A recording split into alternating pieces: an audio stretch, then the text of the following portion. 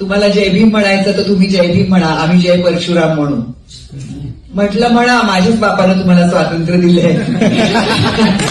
काहीही म्हणायचं, माझं काय जातंय.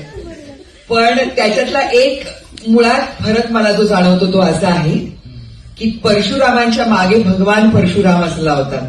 माझा बाप महामानव होता.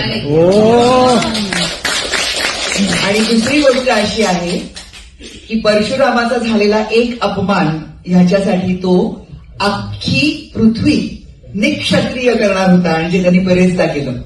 आता मला संख्या माहिती नाही नेमकी, 21 वेळेला तरी निक्षत्रिय केली.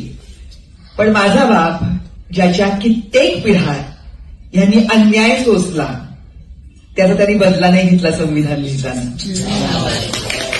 त्यांनी कल्याण केलं, ते अखिल मानव जातीचं कल्याण केलं. त्याच्यामुळे तो महामानव आणि त्याच्यामुळे तो मला वंदनीय, त्याच्यामुळे मी त्याची